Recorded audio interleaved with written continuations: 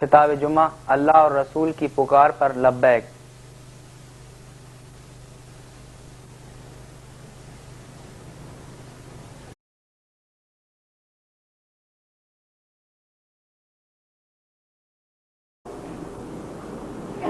خصوصاً على افضلهم وخاتم النبیین محمد الامین وعلى آلہ وصحبہ اجمعین، اما بعد فقد قال اللہ تبارک وتعالی كما ورد في سورة الشورى: اعوذ باللہ من الشیطان الرجیم، بسم اللہ الرحمن الرحیم، استجیبوا لربکم من قبل ان یأتی یوم لا مرد له من اللہ ما لکم من ملجأ یومئذ وما لکم من نکیر، فإن أعرضوا فما أرسلناك عليهم حفيظا إن عليك إلا البلاغ، وقال تبارك وتعالى كما ورد في سورة البقرة: وَإِذَا سَأَلَكَ عِبَادِي عَنِّي فَإِنِّي قَرِيبٌ أُجِيبُ دَعْوَةَ الدَّاعِ إِذَا دَعَانِ فَلْيَسْتَجِيبُوا لِي وَلْيُؤْمِنُوا بِي لَعَلَّهُمْ يَرْشُدُونَ، وقال جل وعلا كما ورد في سورة الأنفال: يا أيها الذين آمنوا استجيبوا لله وللرسول إذا دعاكم لما يحييكم واعلموا أن الله يحول بين المرء وقلبه وأنه إليه تحشرون، واتقوا فتنة لا تصيبن الذين ظلموا منكم خاصة واعلموا أن الله شديد العقاب، واذكروا إذ أنتم قليل مستضعفون في الأرض تخافون أن يتخطفكم الناس فآواكم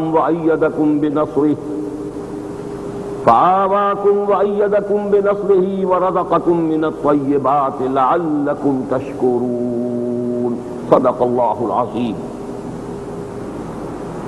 وعن أبي هريرة رضي الله تعالى عنه قال: قال رسول الله صلى الله عليه وسلم: إن الله تعالى يقول: ما تقرب إلي عبدي بشيء أحب إلي مما افترضته عليه، ولا يزال عبدي يتقرب إلي بالنوافل حتى أحبه، فإذا أحببته سمعه الذي يسمع به وبصره الذي يبصر به ويده التي يبطش بها ورجله التي يمشي بها، ولئن سألني لأعطينه ولئن استعاذني لأعيذنه، رواه الإمام بخاری رحمہ اللہ۔ رب اشرح لي صدري ويسر لي أمري واحلل عقدة من لساني يفقهوا قولي، اللهم ربنا ألهمنا رشدنا وأعذنا من شرور أنفسنا، اللهم أرنا الحق حقا وارزقنا اتباعه وأرنا الباطل باطلا وارزقنا اجتنابه، اللهم وفقنا لما تحب وترضى، آمین یا رب العالمین۔ حضرات، تقریباً 4 ماہ کے وقفے کے بعد یہاں آپ سے ملاقات ہو رہی ہے۔ دسمبر کی غالباً 2 یا 3 تاریخ کو میں یہاں حاضر ہوا تھا، اور آپ کو اخباری اعلان سے یہ معلوم ہو چکا ہوگا کہ آج میری تقریر کا موضوع اولاً تو خالص دینی ہے، ثانیاً بہت اہم ہے، بہت بنیادی ہے۔ میں آج اپنے دینی فکر کا نچوڑ ہے جو آپ حضرات کی خدمت میں پیش کرنا چاہتا ہوں، اس لیے کہ ظاہر بات ہے کہ عمر کی اب آخری منزل میں ہوں کہ جہاں انسان نے جو کچھ سوچا ہو، پڑھا ہو، سمجھا ہو، وہ اس قابل ہو جاتا ہے کہ اس کا کچھ لب لباب، اس کا کچھ خلاصہ برآمد کر سکے۔ آپ کے ذہن میں ہوگا کہ موضوع ہے اللہ اور اس کے رسول کی پکار پر لبیک۔ جو آیات میں نے ابھی تلاوت کی ہیں ان میں آپ نے نوٹ کیا ہوگا کہ استجابت کا لفظ جو ہے وہ مشترک ہے۔ استجیبوا لربکم من قبل ان یاتی یوم لا مرد له من اللہ. ابھی صرف ترجمہ کروں گا، مزید وضاحت نہیں کروں گا، بعد میں اس کا موقع آئے گا. یہ سورہ شورى کی آیت ہے، 47ویں اور 48ویں کا نصف. استجیبوا لربکم، اپنے رب کی پکار پر لبیک کہو. من قبل ان یاتی یوم لا مرد له من اللہ، اس سے پہلے پہلے کہ وہ دن آ جائے اللہ کے حکم سے کہ پھر جس کو لوٹانے والا کوئی نہیں. وہ وقت موت کا ہے، اجل ہے. ما لکم من ملجأ یومئذ، اس دن پھر تمہارے لیے کوئی پناہ گاہ نہیں ہوگی. وما لکم من نکیر، اور کوئی تمہارا پرسان حال نہیں ہوگا. فإن أعرضوا، تو اے نبی اگر پھر بھی یہ اعراض کیے جائیں، فما ارسلناک علیہم حفیظا، تو ہم نے آپ کو ان پر کوئی داروغہ بنا کر نہیں بھیجا ہے. ان علیک الا البلاغ، آپ کے ذمے نہیں ہے سوائے پیغام کو پہنچا دیں. مرکزی لفظ کیا ہے؟ استجیبوا لربکم، اپنے رب کی پکار پر لبیک کہو، اس سے پہلے پہلے کہ وہ موت کا وقت آن پہنچے. دوسری آیت سورہ بقرہ کی ہے، 23ویں رکوع کی آیت نمبر 186. اور یہ آپ نے ابھی حال ہی میں رمضان مبارک، کیونکہ ابھی ایک مہینے سے کچھ ہی زیادہ عرصہ ہوا کہ گزرا ہے، تو اس آیت کا آپ نے ذکر سنا ہوگا بہت، کہ رمضان مبارک کی فضیلت اور روزوں کی حکم والی جو آیت ہے 185 سورہ بقرہ کی، اس کے فوراً بعد یہ آیت. وَإِذَا سَأَلَكَ عِبَادِي عَنِّي فَإِنِّي قَرِيبٌ، اور اے نبی صلی اللہ علیہ وسلم، جب میرے بندے آپ سے میرے بارے میں سوال کریں، دریافت کریں، فَإِنِّي قَرِيبٌ، تو انہیں بتا دیجئے میں قریب ہی ہوں، کہیں دور نہیں ہوں. اجیب دعوت الداع اذا دعان،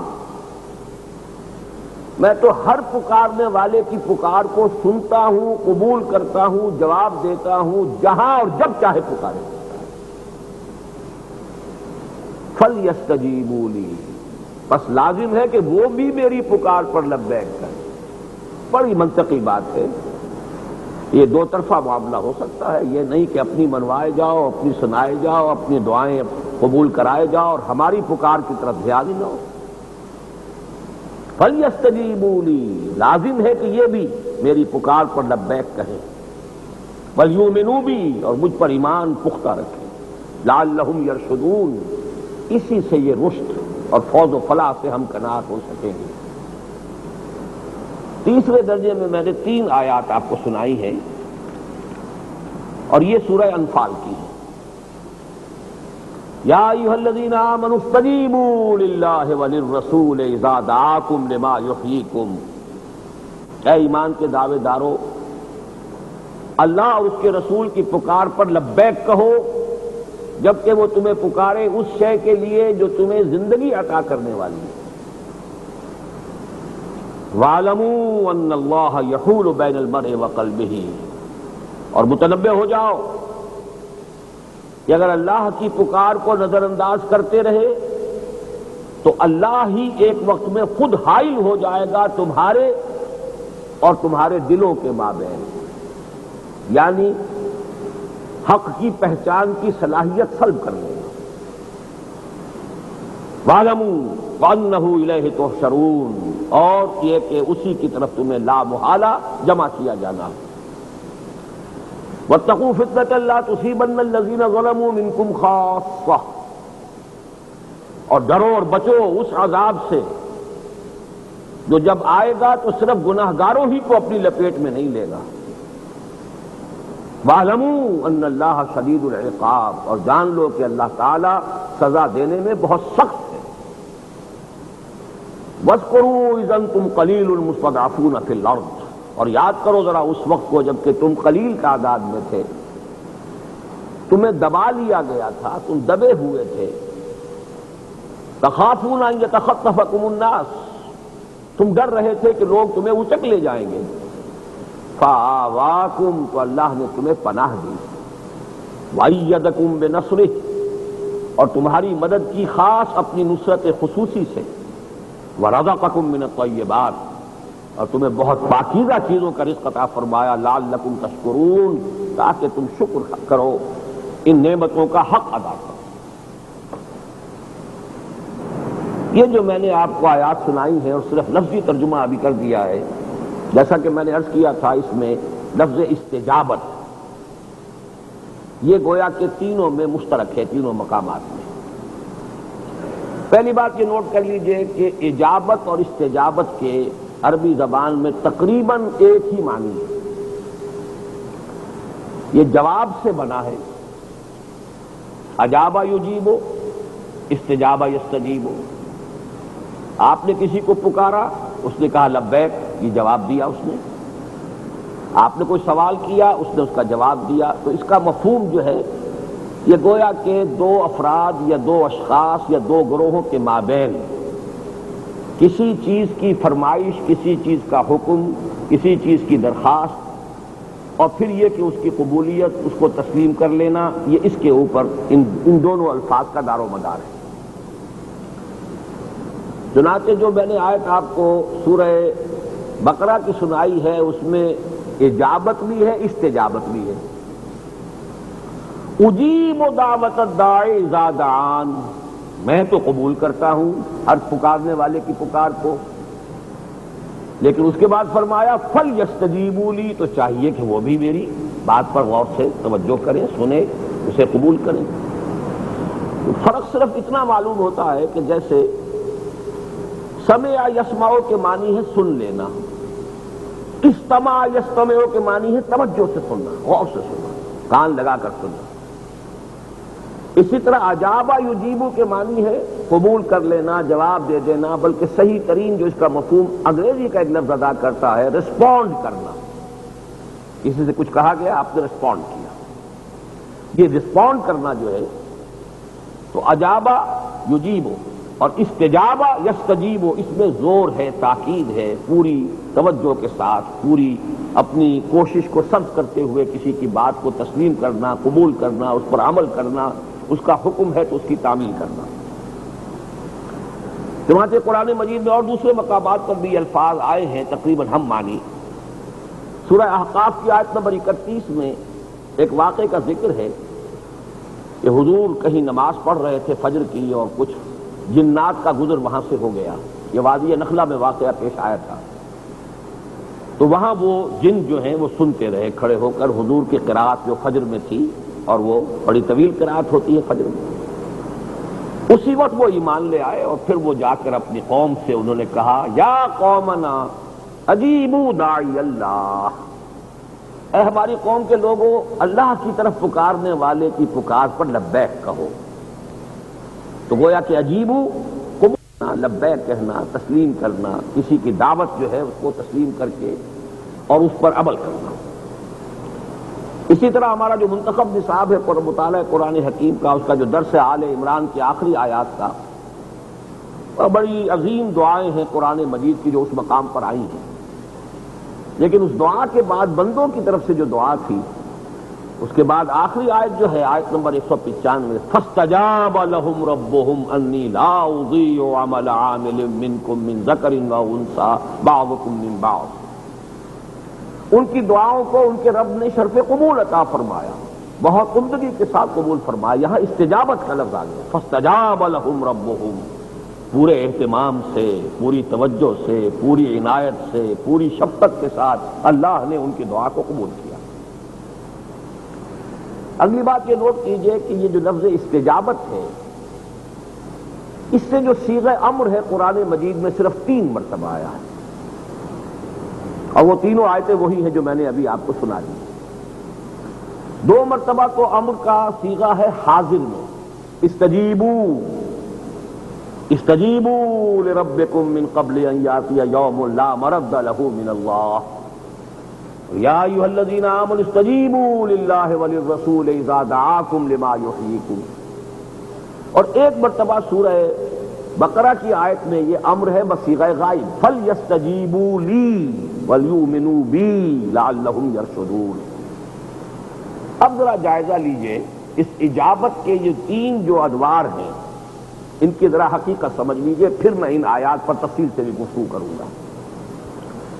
سورہ شورا جو ہے یہ مکی ہے، اور مکی دور کا بھی وسط تقریباً یا زیادہ سے زیادہ 7واں 8واں سال، یعنی حضور صلی اللہ علیہ وسلم پر وحی کے آغاز کے بعد 12 برس آپ کا جو قیام رہا ہے، اس میں جو ترتیب ہے سورتوں کے نزول کی وہ بہت اہم ہے۔ اس کے 3 حصے ہیں، پہلے 4 سال، درمیانی 4 سال، آخری 4 سال، اور ان کے اعتبار سے قرآن مجید کی سورتوں کے مضامین پر غور کیا جائے تو بڑی حکمت اور معرفت کے موتی اس سے برآمد ہوتے ہیں۔ تو گویا کہ سن 6، 7، 8 میں سورہ شورا نازل ہوئی ہے۔ اب اس وقت کے ماحول کو پس منظر میں رکھیے، جب یہ کہا جا رہا ہے استجیبوا لربکم، اپنے رب کی پکار پر لبیک کہو، تو کیا معنی ہے؟ ابھی 5 وقتہ نماز بھی فرض نہیں ہوئی تھی، ابھی روزے کی عبادت کا نام و نشان بھی نہیں تھا، حج اگر کر بھی رہے تھے تو وہی جو پرانا جاہلانہ نظام تھا اسی کے مطابق حج میں اس وقت لوگ حصہ لے رہے تھے، زکوٰۃ کا کوئی نام و نشان نہیں، چاروں پلرز جو ہیں دین کے ابھی قائم ہی نہیں ہوئے۔ نماز کے بارے میں کہا جا سکتا ہے قیام اللیل تھا، قیام اللیل بھی فرض نہیں تھا، حضور کے لیے ذاتی طور پر فرض تھا، قم اللیل الا قلیلا، واحد کا صیغہ ہے، یہ جمع کا صیغہ نہیں ہے۔ اور جب دوسرے رکوع میں فرمایا ان ربک یعلم انک تقوم ادنی من ثلثی اللیل ونصفہ وثلثہ وطائفۃ من الذین معک، وہاں بھی تمام اہل ایمان کی بات نہیں کی ہے، اللہ کے علم میں ہے کہ آپ کھڑے رہتے ہیں 2/3 شب، آدھی شب، 1/3 شب، اور آپ کے ساتھ جو ایمان لائے ان میں سے بھی ایک گروہ، ایک جماعت یہ کام کر رہی ہے۔ فرض ہوتا تو سب کے لیے ہوتا، پھر طائفۃ من الذین معک کا لفظ نہیں آ سکتا۔ کہنے کا مطلب یہ ہے کہ اس وقت تک جن چیزوں کو ہم دین میں اہم ترین سمجھتے ہیں، نماز، روزہ، حج اور زکوٰۃ، ان میں سے کوئی شے نہیں۔ اب منفی طور پر آئیے، جو شے سب سے زیادہ حرام ہے ان میں سے کوئی شے حرام نہیں ہوئی تھی۔ کیا سود حرام ہوا تھا؟ کیا شراب حرام ہوئی تھی؟ کیا جوا حرام ہوا تھا؟ نہ اوامر ہے نہ نواہی ہے، پھر یہ استجابت کے معنی کیا ہے؟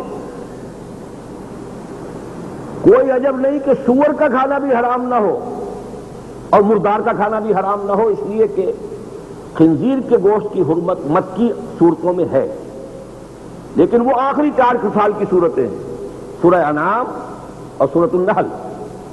میں جس دور کی بات کر رہا ہوں 8واں سال، اس میں ابھی کوئی تذکرہ نہیں ہے کہ سور کا گوشت کھانا حرام یا خون حرام یا یہ کہ مردار حرام۔ بتائیے نتیجہ کیا نکلا؟ استجابت کے معنی پھر کیا ہے؟ اللہ کیا پکار رہا ہے؟ کیا مانگ رہا ہے؟ کیا کہہ رہا ہے؟ کس چیز کی دعوت دے رہا ہے؟ کس چیز پر مکلف قرار دے رہا ہے اتنے شان کے ساتھ؟ استجیبوا لربکم من قبل ان یاتی یوم لا مرد له من اللہ ما لکم من ملجأ یومئذ وما لکم من نکیر۔ اتنا اہتمام، اتنا شد و مد، اتنا زور شور، اتنا غیظ و غضب، اور پھر وہ استغنا فَإِنْ أَعْرَضُوا فَمَا أَرْسَلْنَاكَ عَلَيْهِمْ حَفِيظًا۔ اگر یہ اعراض کرتے تو دفع کیجئے ان کو، اے نبی، ہم نے آپ کو کوئی ان کے اوپر داروغہ بنا کر نہیں بھیجا ہے، ان علیک الا البلاغ، آپ کے اوپر تو ذمہ داری سوائے پہنچانے کے کچھ ہے ہی نہیں۔ تجزیہ کرنے کی ضرورت ہے کہ اس وقت کی استجابت کے معنی کیا تھے۔ 2 الفاظ میں بیان کروں، ایمان لاؤ اور جم جاؤ، ایمان اور استقامت، اور کوئی شے نہیں۔ ایمان پر مار پڑے جیلو، کھڑے رہو لا الہ الا اللہ محمد رسول اللہ پر، پیچھے نہیں ہٹنا۔ یہ کل دعوت ہے اور کچھ دعوت نہیں۔ قولوا لا الہ الا اللہ محمد رسول اللہ، کہو استجیبوا لربکم۔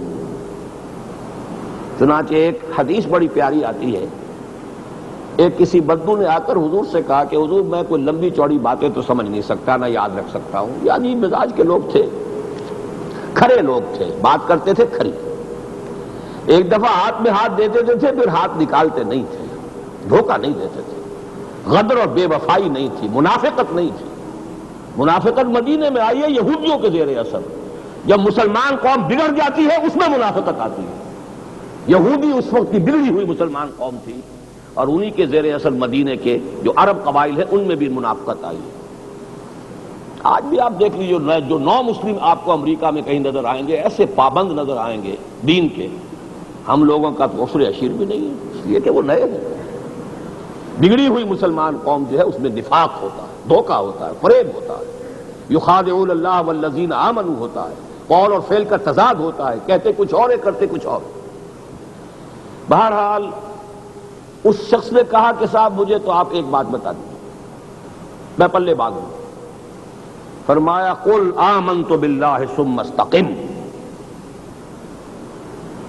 ایک لفظ میں کل دین ہے، کہو میں ایمان لایا اللہ پر، پھر جم جاؤ۔ اس کو تھوڑا سا اور کھول دوں، تھوڑا سا اگر کھولوں گا تو اس کو اب میں ایک الجبرے کا حساب کتاب بنا کے لایا ہوں۔ پہلے میں نے کہا ایمان جمع استقامت، اب ذرا کر لیجئے ایمان جمع اور بریکٹ شروع کیجئے دعوت و اقامت بٹا صبر، بریکٹ بند کر لیجئے۔ ایمان اللہ پر، آخرت پر، رسول پر، نمبر ایک، اسی کی دعوت، دعوت دین، اسی کی اقامت کی جد و جہد کہ اسی پر نظام قائم ہو، اور ان تینوں کے ساتھ صبر۔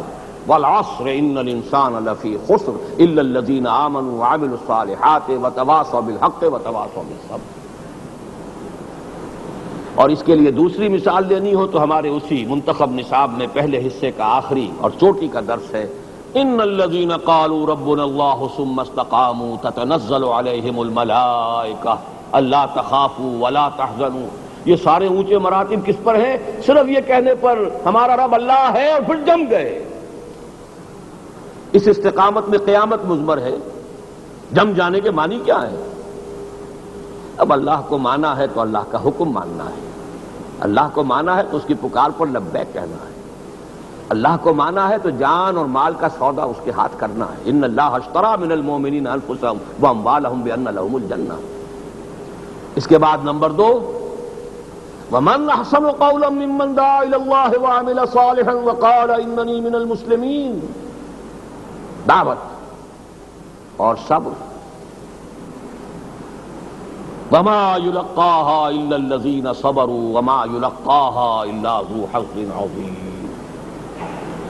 بہرحال چونکہ میں یہ اشارے کر رہا ہوں، یہ سارے ہمارے منتخب نصاب کے دروس ہیں، میں نے عرض کیا تھا کہ میں آج اپنے دینی فکر کا لب لباب ایک اور نئے انداز میں آپ کے سامنے رکھ رہا ہوں۔ یہ میں نے اب تک تجزیہ کیا ہے آپ کے سامنے مکی دور کی اجابت۔ مکی دور میں تقاضا کیا تھا، مطالبہ کیا تھا؟ نہ ابھی نماز 5 وقتہ، نہ روزہ، نہ زکوٰۃ، حج کی بھی وہی شکل ہوگی جو پہلے چلی آ رہی تھی، اس کے کوئی مراسم ابھی قرآن مجید میں آئے ہی نہیں، مناسک حج کا ذکر ہی نہیں، نہ سور حرام، نہ خون حرام، نہ مردار حرام، نہ جوا حرام، نہ شراب حرام، نہ سود حرام، کچھ حرام، کوئی اوامر نہیں، کوئی نواہی نہیں۔ تو استجابت کے معنی کیا ہیں؟ ایمان اور استقامت۔ قل آمنت باللہ ثم استقیم۔ اور اس کے معنی کیا ہے؟ ان الذین قالوا ربنا اللہ ثم استقاموا تتنزل علیہم الملائکہ۔ نمبر 2، ومن احسن قولا ممن دعا الی اللہ وعمل صالحا وقال اننی من المسلمین۔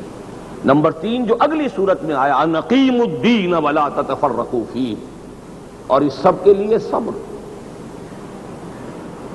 یہ اجابت ہے مکی دور کی اجابت۔ اب آئیے اجابت مدنی۔ مدینے میں آ کر اب یہ صیغہ امر آیا ہے سورہ بقرہ کی آیت نمبر 186 میں. یہ یوں سمجھیے کہ تقریباً کم سے کم 16 ماہ 17 ماہ 18 ماہ پونے 2 سال کے لگ بھگ وقت ہے ہجرت کے بعد جب کہ یہ آیتیں نازل ہو رہی ہیں. لیکن 17 مہینے تو حضور نے بیت المقدس کی طرف رخ کر کے نماز پڑھی ہے، اس کا حکم پہلے آ گیا ہے تحویل قبلہ کا. اب اس وقت جب یہ کہا گیا وَإِذَا سَأَلَكَ عِبَادِي عَنِّي فَإِنِّي قَرِيبٌ أُجِيبُ دَعْوَةَ الدَّاعِ إِذَا دَعَانِ فَلْيَسْتَجِيبُوا لِي، اے نبی جب میرے بندے آپ سے میرے بارے میں دریافت کریں تو بتا دیجئے میں قریب ہی ہوں، دور نہیں ہوں، اگرچہ میں وراء الورا ہوں ثم وراء الورا ہوں ثم وراء الورا ہوں. میری ذات کا تم نہ کوئی تصور کر سکتے ہو، نہ کوئی تخیل کر سکتے ہو، نہ تمہاری قوت واہمہ یہاں کوئی کام کر سکتی ہے، کوئی نہیں. لیکن میں اس کے باوجود تم سے دور نہیں ہوں. جس کی انتہا کیا ہے؟ نحن اقرب الیہ من حبل الورید، ہم تو انسان سے اس کی رگے جاں سے بھی زیادہ قریب ہیں. اس کا نتیجہ کیا نکالا؟ اجیب دعوت الداع اذا دعان، میں تو ہر پکارنے والے کی پکار سنتا ہوں، قبول کرتا ہوں، ریسپونڈ کرتا ہوں، جہاں پکارے جب پکارے، دیر اینڈ دین. فَلْيَسْتَجِيبُوا لِي، لیکن منطقی بات ہے، معقول بات ہے، صحیح بات ہے، پھر میری بھی سنیں، میری پکار پر لبیک کہیں، میری دعوت کو قبول کریں، میرے اوامر و نواہی پر عمل کریں، یہ بھی تو لازم ہے. اب سوال یہ ہے کہ یہ اب اوامر و نواہی کیا ہو گئے تاریخی اعتبار سے؟ ویسے اس سورہ شورى کی آیت کے حوالے سے ایک بات رہ گئی. میں نے تاریخی حوالے سے تو اجابت مکی کا آپ کے سامنے پورا تجزیہ کر دیا، لیکن سورہ شورى کے اندر بھی بہت اہم نکتہ ہے، اور یہ کہ وہاں جمع کے صیغے میں پوری صورت میں صرف 2 آئے ہیں حکم، ایک حکم ہے امر، ایک نہیں. ان اقیموا الدین ولا تتفرقوا فیہ، دین کو قائم کرو اور دین کے معاملے میں متفرق نہ ہو، تفرقہ نہ ہو، جمع کا صیغہ. باقی ساری جو گفتگو ہوئی ہے یہ ہے آیت نمبر 13 سورہ شورى کی سورہ، اور آیت نمبر 15 میں ساری گفتگو واحد کے صیغے میں حضور سے ہے. فَلِذَلِكَ فَادْعُ وَاسْتَقِمْ كَمَا أُمِرْتَ وَلَا تَتَّبِعْ أَهْوَاءَهُمْ وَقُلْ آمَنْتُ بِمَا أَنزَلَ اللَّهُ مِنْ كِتَابٍ وَأُمِرْتُ لِأَعْدِلَ بَيْنَكُمْ. اے نبی آپ اسی کی دعوت دیتے رہیے، اقامت دین اس کی دعوت دیجئے، اسی پر جمے رہیے، ان کی خواہشات کی پیروی نہ کیجئے. ڈنکے کی چوٹ کہیے کہ میرا ایمان تو اس کتاب پر ہے جو اللہ نے مجھ پر نازل کی ہے، اور مجھے حکم ہوا ہے کہ تمہارے مابین عدل قائم کرو. اور اس کے بعد ایک مقام پر آیا ہے نماز کا ذکر بھی، وہ صیغہ امر میں نہیں ہے، صیغہ خبر میں ہے، وہ میں بعد میں اس کا تذکرہ کروں گا. تو پوری صورت میں جمع کے صیغے سے ایک ہی فعل امر ہے اقیم الدین، ایک ہی فعل نہیں ہے ولا تتفرقوا فیہ.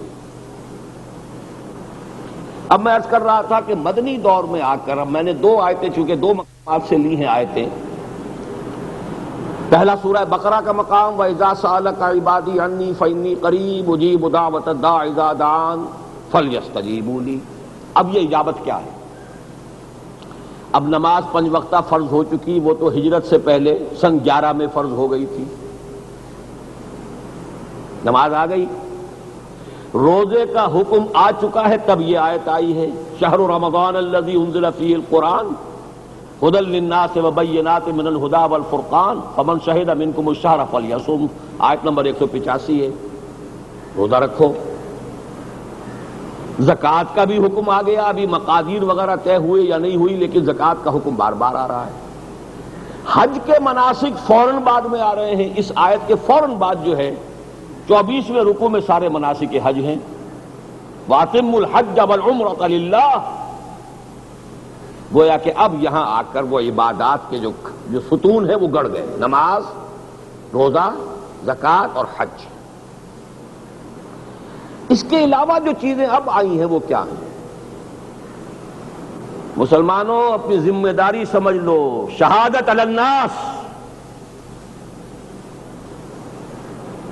اب تمہیں وہی کام کرنا ہے کہ جو ہمارے رسول کرتے رہے ہیں پہلے، اس لیے کہ یہ آخری رسول ہیں محمد صلی اللہ علیہ وسلم، اس کے بعد وہ مشن رسولوں کے نہیں محمد کی امت کے حوالے ہوگا صلی اللہ علیہ وسلم۔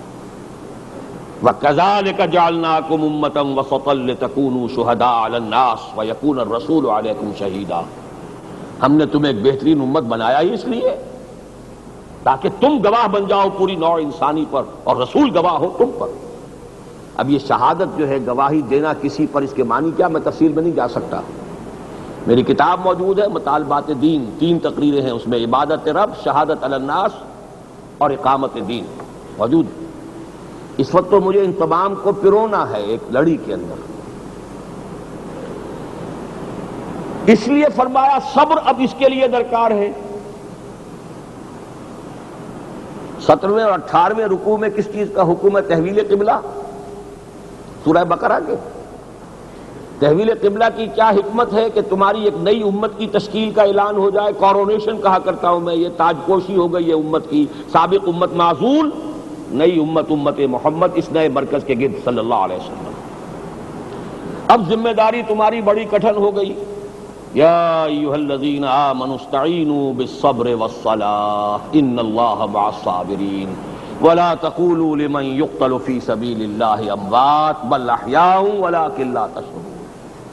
اب صبر کی اگلی منزلیں آ رہی ہیں، اب جان کی بازی کھیلنے کے لیے تیار ہو۔ یہ ہے سورہ بقرہ کی آیت کا مفہوم، اور خاص طور پر نوٹ کیجئے، یہ میری ان تقاریر میں موجود ہے جو عظمت صوم وغیرہ پر میں نے کی ہیں، کہ عربی زبان میں بلکہ عربوں کے رواج میں صوم کی عبادت کوئی تھی نہیں، وہ تو گھوڑوں کو رکھوایا کرتے تھے روزہ، اس لیے کہ وہ گھوڑا چونکہ نازک مزاج جانور ہے، صحرا کی شدتیں، گرم لو، پیاس کی شدت برداشت نہیں کر سکتا۔ اونٹ تو بالکل موزوں ہے صحرا کے لیے، لیکن لڑائی میں تو اونٹ کام نہیں دیتا، وہاں تو گھوڑا چاہیے، رسالہ، تیز رفتار۔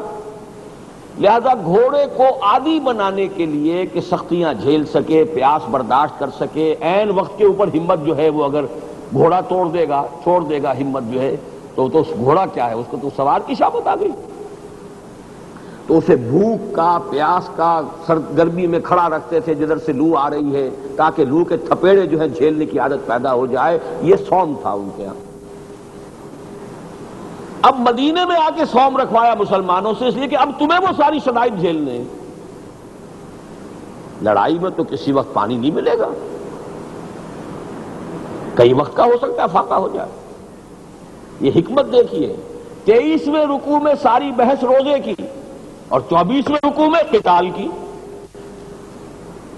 قاتلوا فی سبیل اللہ الذین یقاتلونکم وقاتلوہم حتی لا تکون فتنۃ ویکون الدین للہ۔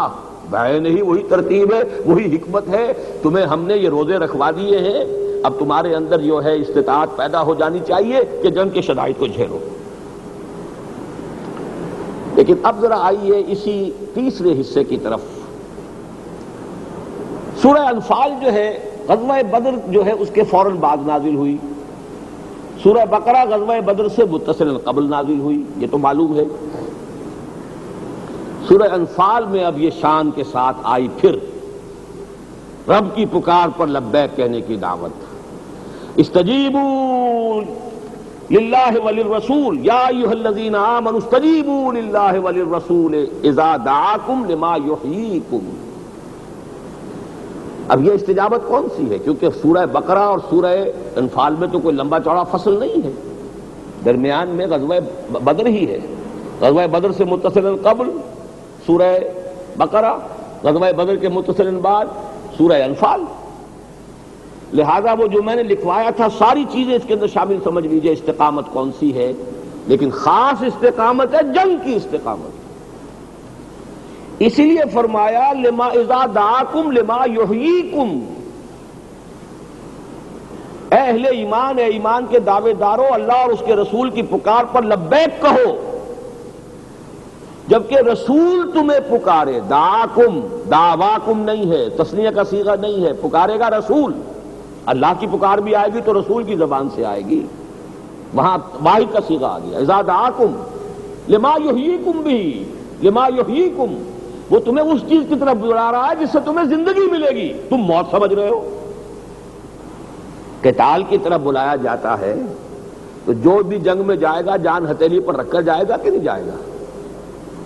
بچ کے آ گئے تو غنیمت ہے، بچ کے آ جانا گویا کہ اپنی جان کو مال غنیمت کے طور پر واپس لے آنا ہے، ورنہ یہ کہ جو شخص جنگ میں جاتا ہے وہ جان ہتھیلی پر رکھ کر جاتا ہے۔ لیکن جان لو کہ اس میں موت نہیں ہے، اس میں زندگی ہے۔ وَلَا تَقُولُوا لِمَن يُقْتَلُ فِي سَبِيلِ اللَّهِ أَمْوَاتٌ بَلْ أَحْيَاءٌ وَلَٰكِن لَّا تَشْعُرُونَ وَلَنَبْلُوَنَّكُم بِشَيْءٍ مِّنَ الْخَوْفِ وَالْجُوعِ وَنَقْصٍ مِّنَ الْأَمْوَالِ وَالْأَنفُسِ وَالثَّمَرَاتِ وَبَشِّرِ الصَّابِرِينَ۔ اگرچہ اس کے عام معنی بھی ہو سکتے ہیں کہ اللہ اس کا رسول جس چیز کی طرف تمہیں بلاتے ہیں اس میں روحانی زندگی ہے،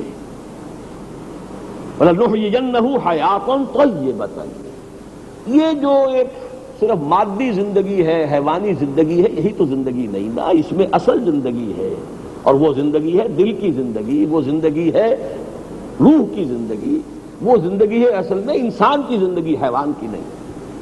یا ایھا الذین آمنوا استجیبوا للہ وللرسول اذا دعاکم لما یحییکم۔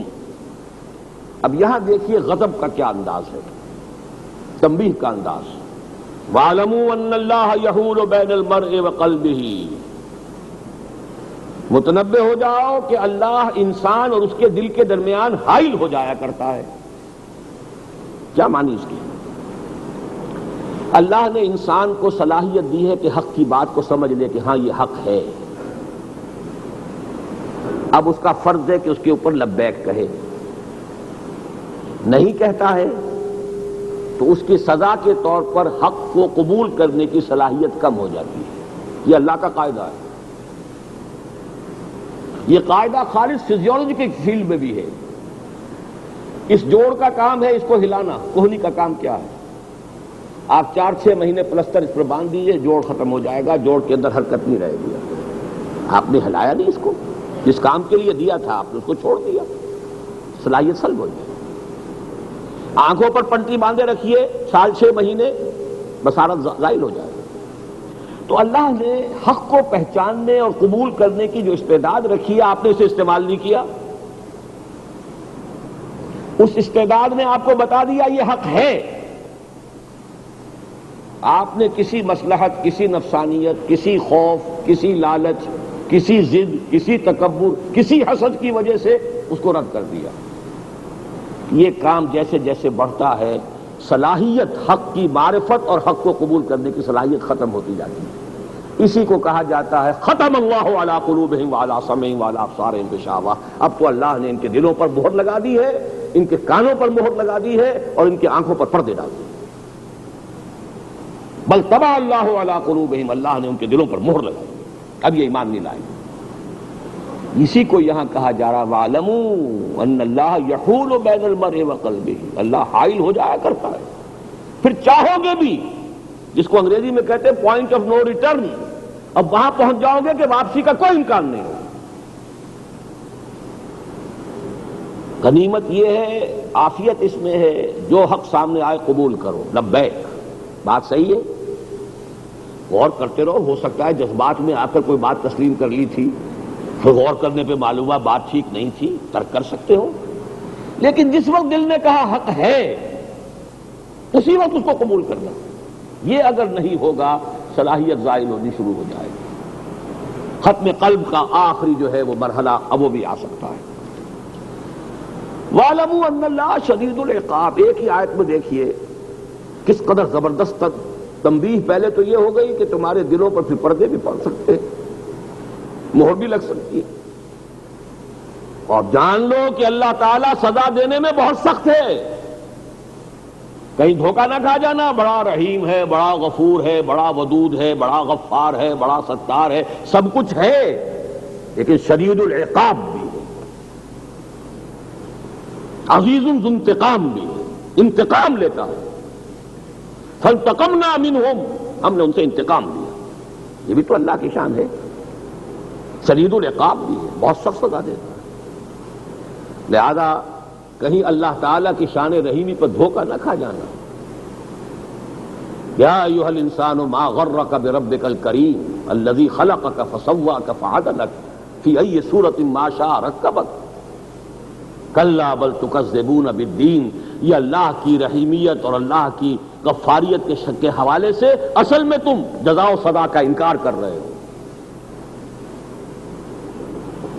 وَاعْلَمُوا أَنَّ اللَّهَ يَحُولُ بَيْنَ الْمَرْءِ وَقَلْبِهِ وَأَنَّ اللَّهَ شَدِيدُ الْعِقَابِ. تیسری تنبیہ سنیے، وَاتَّقُوا فِتْنَةً لَا تُصِيبَنَّ الَّذِينَ ظَلَمُوا مِنْكُمْ خَاصَّةً وَاعْلَمُوا أَنَّ اللَّهَ شَدِيدُ الْعِقَابِ.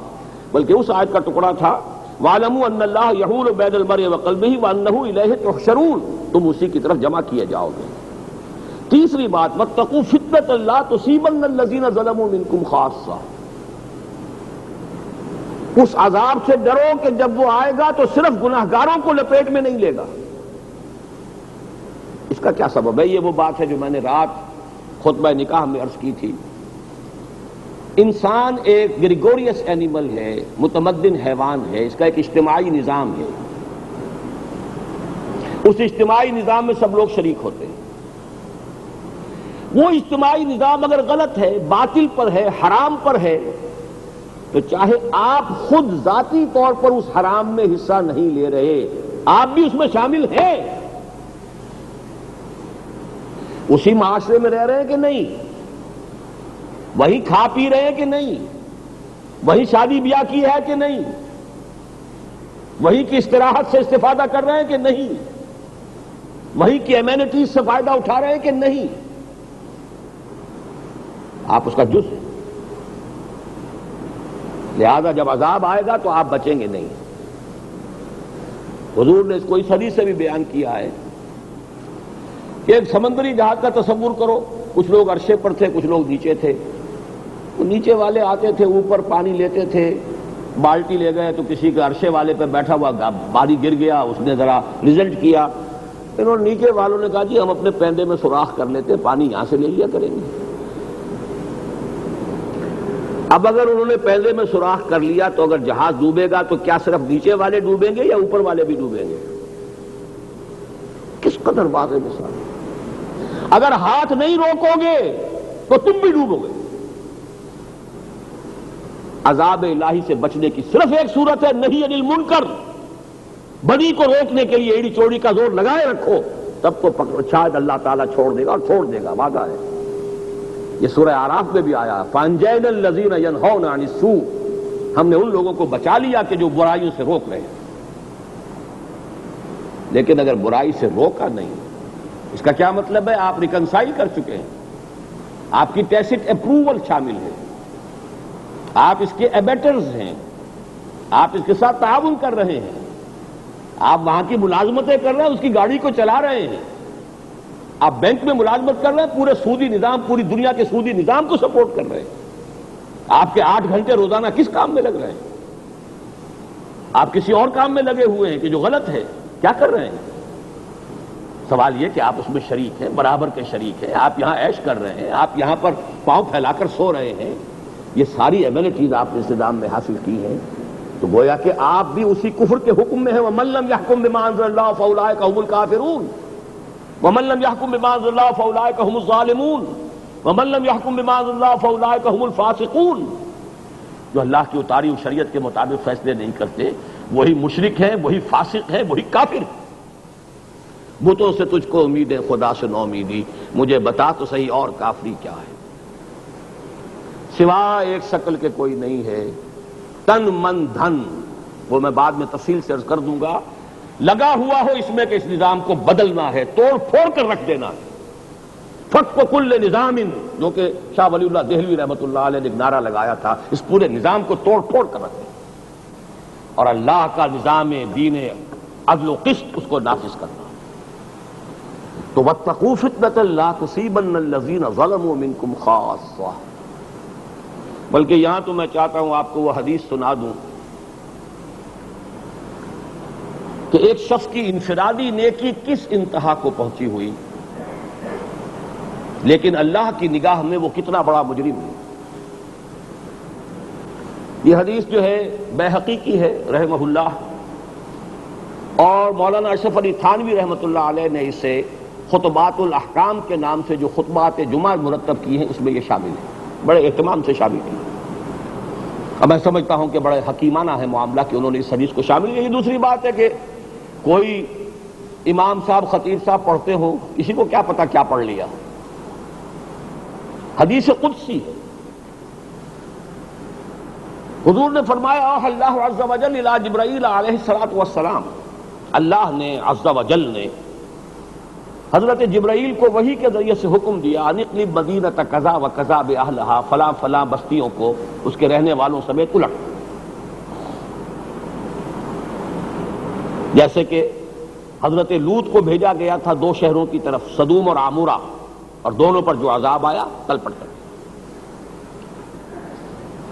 قال فقال، حضور نے ارشاد فرمایا کہ اس پر حضرت جبرائیل نے عرض کیا بارگاہ خداوندی میں، یا رب ان فیہا عبدک فلانا لم یعصک طرفۃ عین، اے اللہ میں کیسے اس بستی کو الٹ دوں، اس میں تو تیرا فلاں بندہ بھی ہے جس نے کبھی پلک جھپکنے جتنی دیر بھی معصیت میں بسر نہیں کی۔ ہم میں سے کوئی اس نیکی کے مقام کو پہنچ سکتا ہے؟ یہ معصوم کا درجہ ہے، امام معصوم کہیے اس کو۔ اتنا نیک، ایسا زاہد، ایسا عابد، ایسا متقی، زندگی بھر، عربی میں کہتے ہیں طرفہ نکاح کا ادھر سے ادھر ہو جانا، کوئی وقت لگا اس میں؟ ہمارا محاورہ ہے پلک جھپکنا۔ پلک جھپکنے جتنی دیر بھی کبھی معصیت میں گناہ میں بسر نہیں کی اس نے، اس شخص کو بھی ہلاک کر دوں۔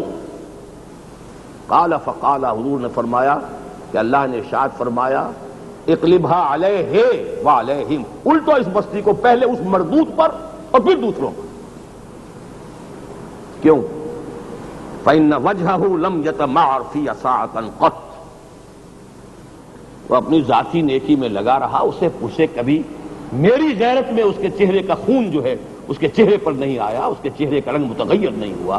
بے غیرت انسان، منکرات پھیلتے رہے، حرام کا جو ہے بول بالا ہوتا رہا، کفر جو ہے وہ ڈنکا بجاتا رہا، فحاشی پھیلتی چلی گئی، اور یعنی جو ہے وہ دن دونی رات چوگنی بڑھتی چلی گئی، اور وہ لگا رہا مست رکھو ذکر و فکر صبح گاہی میں اسے، پختہ تر کر دو مزاج خانقاہی میں اسے۔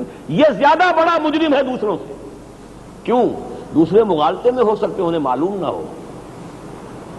آج بھی میں کہتا ہوں جو شخص اس مغالطے میں ہے کہ بینک انٹرسٹ سود نہیں ہے، ربا نہیں ہے، وہ اگر انٹرسٹ کے اندر جو ہے انوالوڈ ہے، وہ کم درجے کا گناہگار ہے بنسبت اس کے جو سمجھتا ہے کہ ہے سود اور پھر لگا ہوا ہے۔ ایک شخص سور کا گوشت کھا رہا ہے لیکن اسے پتہ نہیں تھا یہ سور کا گوشت ہے، وہ سمجھتا تھا میں کوئی اور گوشت جب حلال کھا رہا ہوں، وہ نہیں ہے اس جرم کا مرتکب جو جان بوجھ کر کھا رہا، وہ مرتکب۔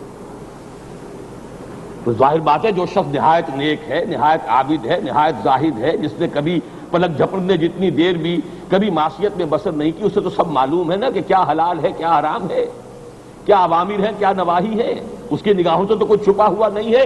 پھر وہ اگر بے غیرت بن کر بیٹھا رہا ہے تو وہ زیادہ بڑا مجرم ہے دوسروں کے نسبت۔ اقلبھا علیہ وعلیہم فإن وجهه لم يتمعر في ساعة قط، مجھے ایسے بے غیرت لوگوں کی کوئی ضرورت نہیں، ایسے بے غیرت لوگوں کی عبادت ان کے منہ پر ذکر بات۔ تمہیں کوئی ماں کی گالی دے جائے تو برداشت نہ کر سکوں، طاقت ہو تو جانے نہ دو، اور طاقت نہ ہو تو کم سے کم یہ کہ پورے جسم کا خون تو ایک دفعہ چہرے میں آ جائے گا، آنکھوں میں آ جائے گا، کانپو گے تو صحیح کھڑے ہو کر۔ اور میری شریعت کی دھجیاں بکھرتی رہیں، میرے دین کے احکام کا استہزاء ہوتا رہا، تم لگے رہے اپنے بال بچے، اپنے دھندے، اپنے کاروبار، اپنی فیکٹریاں، اپنی دکانیں، اپنے بزنس، اپنے پروفیشنز، اپنی بلڈنگیں، اپنی کاریں، اپنے ٹیلی ویژن، اس کے سوا تمہیں کسی چیز کا ہوش تھا؟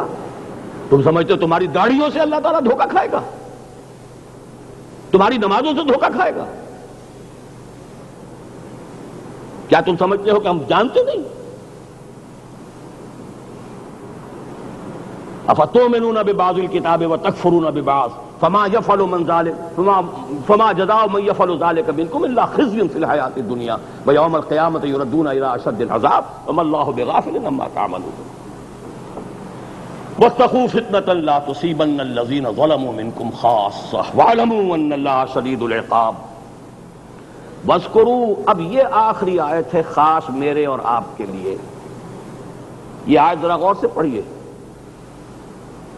وَاذْكُرُوا إِذْ أَنْتُمْ قَلِيلٌ مُسْتَضْعَفُونَ فِي الْأَرْضِ، یاد کرو جب تم اقلیت میں تھے، قلیل تھے، کم تعداد تھی، اور تمہیں زمین میں ملک میں دبا لیا گیا تھا۔ تخافون ان یتخطفکم الناس، تمہیں اندیشہ تھا کہ لوگ تمہیں اچک لے جائیں گے۔ اجابت، مکی دور کی اجابت کے معنی کیا تھے؟ مدنی دور میں اس میں کیا رنگ پیدا ہوا؟ پھر یہ کہ غزوہ بدر سے قبل تک کیا کیفیت تھی اور غزوہ بدر کے بعد کیا ہوا ہے۔ اب آگے چلیے اجابت کے بارے میں ذرا مزید کچھ گفتگو ہو جائے کہ اللہ اور اس کے رسول کی پکار پر لبیک کہو، اس کے معنی کیا ہے۔ یہ تو میں نے آیات کے حوالے سے تجزیہ کیا ہے۔ دیکھیے اجابت ہوگا جمیع اوامر و نواہی، جو حکم دیا کرو کرو، جو دیا رک جاؤ رک جاؤ، تبھی اجابت ہے۔ یہ فرض کیا گیا بجا لاؤ، یہ حرام کیا گیا چھوڑ دو، اوامر اور نواہی۔ لیکن اس سے پہلے کراچی ہی میں وہ بھی آتے ہیں غیب سے، یہ مضامی خیال میں میری پہلی تقریر تھی، میں سمجھتا ہوں شاید اب تو اس کو کم سے کم 15 برس ہو گئے ہوں، شاید زیادہ ہو گئے ہوں۔ میں نے ایک مسجد میں تقریر کی تھی کہ اللہ کی پکار ہے کیا، اسے کچھ سمجھے تو صحیح، کوئی نقشہ تو ذہن میں بنائے۔ جیسے کہ ایک ہوتا ہے بلو پرنٹ، اس میں پوری عمارت کا نقشہ تو آ جاتا ہے نا، بلو پرنٹ ہے، اب اس میں رنگ آمیزی کیا ہوگی، آرکیٹیکچرل ڈیزائن کیا ہوگا، ہوتا جائے گا، اسٹرکچر کیسا بنے گا، کتنا سریا پڑے گا، لیکن عمارت تو سامنے آ جائے۔ میں نے ایک سہ منزلہ عمارت کی مثال دی تھی، اور اس وقت تو میں نے 3 لیول فرائض کے متعین کیے تھے، اس کے بعد اسی کے حوالے سے میں نے 4 لیول جو ہیں اللہ کی پکار کے 4 لیول معین کیے۔ وہ چونکہ میری کتاب بھی موجود ہے، بڑی کثرت کے ساتھ اس پر میرے تقاریر بھی ہیں، اس کا ایک باقاعدہ ڈرائنگ بنی ہوئی بھی کئی جگہوں پر ہے، کتابوں میں بھی چھپی ہوئی ہے۔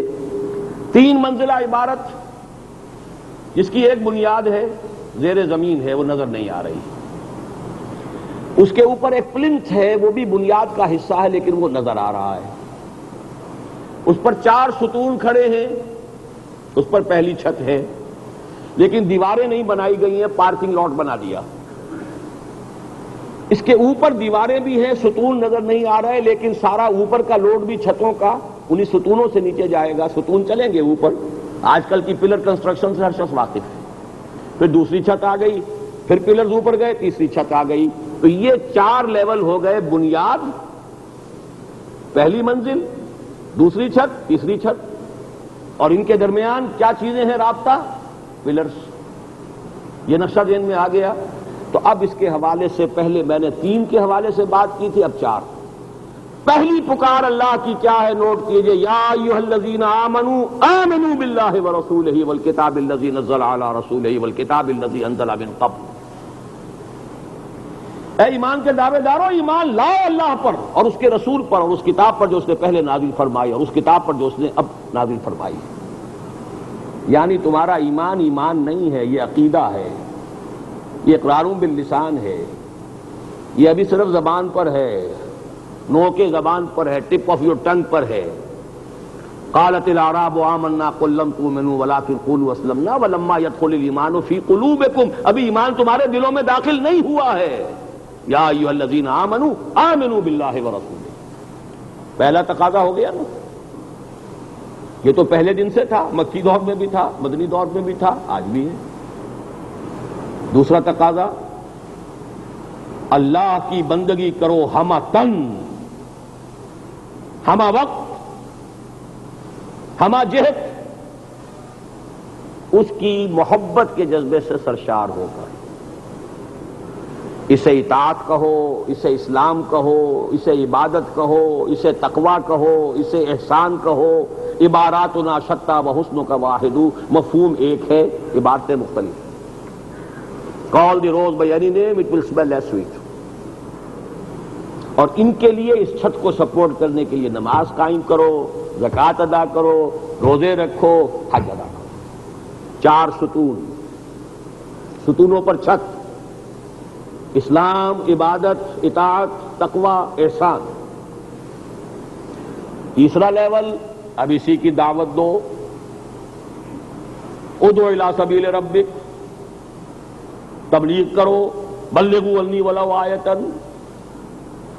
نیکی کا حکم دو، وامروا بالمعروف، بدی سے روکو، ونہوا عن المنکر، ہے کہ نہیں؟ شہادت حق، لوگوں کے اوپر حق کی حجت قائم کرو۔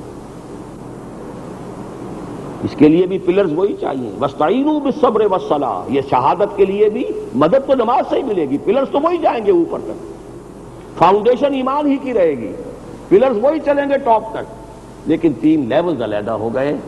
اور آخری لیول، دین کو قائم کرو، دین کو غالب کرو، اللہ کے کلمے کو سر بلند کرو، دین کے پورے نظام کو برپا کرو۔ اس موضوع پر میری تقریریں بھی ہیں، کیسٹس بھی ہیں، کتاب مطالبات دین بھی موجود ہے۔ اور اس اعتبار سے میں آپ سے عرض کر دوں، قرآن مجید کا ایک انداز ہے، کہیں وہ کوزے میں دریا کو بند کرتا ہے، کہیں قطرے کو دکھاتا ہے کہ اس کے اندر کیا کچھ ہے، لیکن یہ کہ مختلف اعتبارات سے اللہ کے فضل و کرم سے ان چیزوں کی وضاحت میں پورے اطمینان سے عرض کر رہا ہوں کہ میں کر چکا ہوں۔ ایک پھول کا مضمون ہو تو 100 رنگ سے باندھو، اتنے مختلف اندازوں میں نے ان چیزوں کو بیان کیا ہے۔ یہ ہے اصل لیول، ایمان، یقین والا، عبادت۔ مطالبات دین نامی کتاب میں نے 3 چیزوں پر بحث کی۔ عبادت کسے کہتے ہیں؟ شہادت علی الناس کا مطلب کیا ہے؟ اقامت دین کی منزل کیا ہے؟ یہ ہے اللہ کی پکار، دین قائم کرو۔ کونوا قوامین بالقسط شہداء للہ، اللہ کے گواہ بن کر کھڑے ہو جاؤ، گواہی دو۔ اعبدوا ربکم، اپنے رب کی بندگی کرو۔ آمنو، ایمان لاؤ۔ 4 لیولز ہیں، لیکن آج میں اصل میں اس جو میں نے عرض کیا، بار بار چیزیں یہ سامنے آ چکی ہیں، آج میں اس کے ضمن میں کچھ اور بحثیں کر رہا ہوں کہ جو شاید اس طرح میں نے پہلے کبھی نہیں کی ہے۔ یہ میرا آج کا خاص تحفہ ہے۔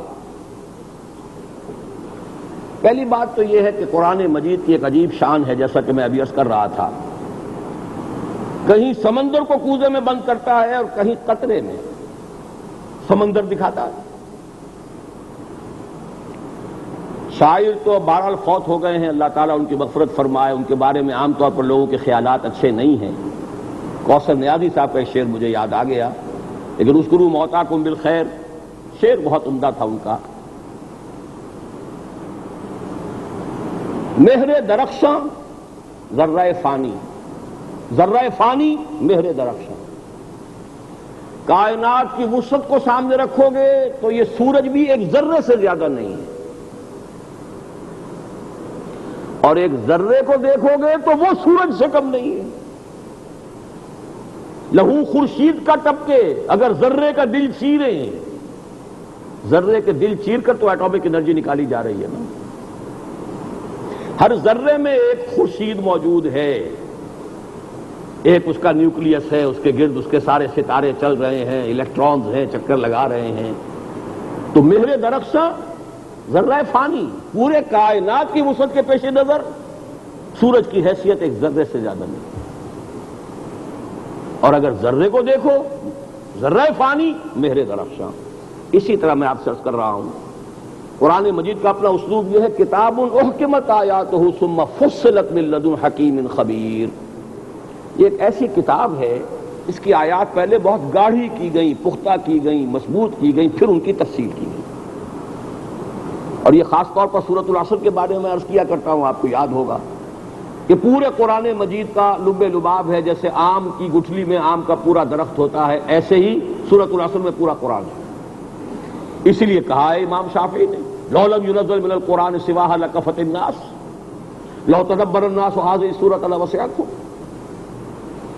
چنانچہ میں نے اس مرتبہ ایک تقریر کی ہے، نیو یارک میں گزار کر آیا ہوں، رمضان وہیں میں نے بسر کیا، پورے مہینے میں صرف 2 تقریریں میں نے اردو میں کی ہیں، باقی سب انگریزی کی ٹانگ توڑی ہے وہاں. لیکن یہ ہے کہ اس میں سے ایک تقریر میں سمجھتا ہوں کہ اللہ تعالیٰ کی طرف سے خصوصی کچھ انشراح کی کیفیت تھی مجھ پر اس وقت. میں نے ایک لفظ عبادت میں یہ ساری 4 منزلہ عمارت دکھا دی ہے. ایک لفظ عبادت. یہ تقریر اردو میں ہے، 2 کیسٹوں کی شکل میں ہے. میں نے ایک لا کر ابھی دیا تھا یہاں، شاید اس کی کچھ کاپیز تیار ہو جائیں. اردو کی تقریر ہے. تو ایک بات تو یہ کہ کہیں اجمال ہے کہیں تفصیل ہے اوامر اور نواہی میں سے. دوسری چیز یہ کہ ان اوامر اور نواہی کے 2 پہلو ہیں، ظاہری اور باطنی. چنانچہ بڑی پیاری مثال سامنے آئی ہے. سورہ انعام میں فرمایا وَلَا تَقْرَبُوا الْفَوَاحِشَ مَا ظَهَرَ مِنْهَا وَمَا بَطَنَ، بے حیائی کے کاموں کے قریب بھی مت پھٹکنا، چاہے وہ اعلانیہ ہو اور چاہے خفیہ. کیوں بخلوت بھی روندا کار دیگر بھی قرن نہیں ہونا چاہیے. ما ظہر منہا وما بطن. یہ سورہ اعراف کی انعام کی آیت 151 اور سورتوں کے درمیان جو جوڑوں کی نسبت میں بیان کیا کرتا ہوں اس کی ایک مثال یہ بھی نوٹ کر لیجئے. سورہ اعراف کی آیت نمبر 33 ہے قل انما حرم ربی الفواحش ما ظہر منہا وما بطن. اے نبی ان سے کہہ دیجئے میرے رب نے تمام فواحش کو حرام قرار دیا ہے، چاہے اعلانیہ ہو کھلم کھلا ہو چاہے خفیہ ہو، ہر اعتبار سے فحش بات حرام. یہ دونوں پہلو بھی سامنے رہنے چاہیے، اس لیے کہ آپ کو معلوم ہے کہ ہمارے ہاں جس کو ایک خصوصی علم کہہ دیا گیا ہے، حالانکہ وہ شریعت ہی کا ایک حصہ ہے، تصوف جس کو نام دے دیا گیا، روحانیت، وہ دین کا ہی باطنی پہلو ہے. اگر صرف خارجی احکام کے اوپر ہی عمل ہوتا رہے، نماز پورا انسان پڑھ رہا ہے، ہر اعتبار سے فقہی اعتبار سے وضو درست ہے، پانی صحیح لیا ہے، رکوع اور سجود صحیح ہے اور تعدیل ارکان ہے، لیکن خشوع اور خضوع نہیں ہے تو روح سے خالی ہے. فرض تو ادا ہو گیا. تو باطن بھی ہے اس کا، ہر شے کا ایک باطن ہے، ایک اس کا ظاہر ہے. ظاہر سے ہماری علم فقہ بحث کرتی ہے، باطن سے کچھ ہمارے صوفیہ نے بحث کی ہے. علیحدہ علیحدہ خام خواہ کر دیا گیا. زیادہ فتنہ اسی وجہ سے پیدا ہوا ہے، اسپیشلائزیشن کا جو دور ہے اس میں بہت سے فتنے آ گئے. ایک کانوں کا ڈاکٹر ہے تو واقعہ یہ کہ آنکھ کا کچھ یاد نہیں رہتا، اسے کچھ پتہ نہیں ہوتا، اور ایک آنکھ ہی میں غلطہ پیچا ہے تو کان کا اسے کچھ ہوش نہیں ہے. اسی طریقے سے وہ ظاہر بین ہو گئے اور وہ جو ہے وہ صرف باطن پر رہے اور ایک دوسرے سے آگ لڑتے بھڑتے بھی رہے، اس سے سارے فسادات بھی پیدا ہوئے. ورنہ یہ تو ایک ہی شے ہے، ظاہر اور باطن. اہم تر شے جس پر آج توجہ دلانی مقصود ہے وہ یہ ہے کہ اس اوامر اور نواہی میں ایک عظیم حکمت مضمر ہے. وہ حکمت کیا ہے؟ اصل بمقابلہ فرع. ایک ہی درخت ہے، اس کی جڑ بھی ہے، تنا بھی ہے، شاخ بھی ہے، پتا بھی ہے، لیکن جڑ جڑ ہے، تنا تنا ہے، پتا پتا ہے، شاخ شاخ ہے. گر حفظ مراتب نہ کنی زندگی. بنیادی شے کیا ہے، ثانوی شے کیا ہے؟ اولین اہمیت کس کی ہے، ثانوی اہمیت کس کی ہے؟ جڑ کی حیثیت کس کی ہے، پتے کی کس کی ہے؟ پتوں کو چوم چاٹتے رہو اور جڑوں پہ تیشے چلتے رہے تو تم سے بڑا احمق اور کون ہوگا؟ پتے بچا رہے ہو، ارے پتے تو پھر آ جائیں گے. جڑ کٹ رہی ہے اس کی فکر کرو. یہ ہے سب سے زیادہ باریک نقطہ. اور مسلمان امتوں کا جب مزاج بگڑتا ہے تو سب سے بڑا فساد یہاں آتا ہے کہ پتوں کو چومتے چاٹتے رہتے ہیں، جڑوں کی کوئی خبر نہیں.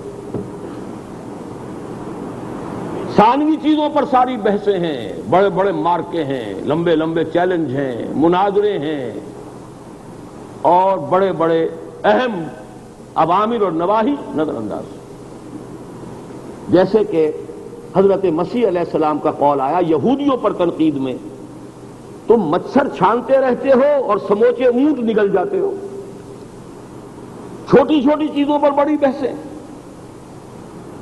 لیکن بڑے بڑے کبائر، سودی کاروبار، ہنیئن مریا، عیش کر رہے ہیں سودی کاروبار سے، رفع یدین نہیں کرتا ہے یہ ہم میں سے نہیں ہے، دفع کرو اس کو. یہ سودی کاروبار کرتا رہے کوئی پرواہ نہیں. یہ جو صورتحال بنتی ہے یہ سب سے زیادہ خطرناک مسئلہ ہے، دین کی جڑ کاٹنے والی شے. اگر حفظ مراتب نہ کنی زندگی، دیکھو جڑ کیا ہے، تنا کیا ہے، پتا کیا ہے، کس کی کیا اہمیت ہے، اولیت کس کی ہے، ثانویت کس کی ہے، زیادہ اہم کیا ہے، کم اہم کیا ہے. چنانچہ میں آپ کے سامنے یہاں عجیب بات ہے، اتفاق کی بات ہے، 3 ہی جگہ سے آیات رکھ رہا ہوں. کوئی وجہ ہے کہ اللہ تعالیٰ نے زور دیا ہے کہ چھوٹی چھوٹی باتوں کے چکر میں نہ پڑا رہو. جہاں آپ تقویٰ کا حیضہ دیکھیں سمجھ لیجئے کوئی بیماری ہے اس شخص کے اندر، کوئی پیتھولوجی ہے، سم تھنگ ایب نارمل. قرآن 3 دفعہ کہہ رہا ہے والذین یجتنبون کبائر الاسم والفواحش، وہ لوگ جو بڑے بڑے گناہوں سے اور فحش باتوں سے اجتناب کرتے رہتے ہیں. اصل اہمیت اس کی. سورۃ النجم میں فرمایا الذین یجتنبون کبائر الاسم والفواحش الا اللمم، لوگ بڑے بڑے گناہوں اور فحش چیزوں سے بچتے رہیں. کوئی چھوٹی موٹی کہیں ملوث ہو گیا آدمی، کوئی صغائر میں ملوث ہو گیا، کسی چھوٹی خطا سے اللہ تعالیٰ معاف فرمائے.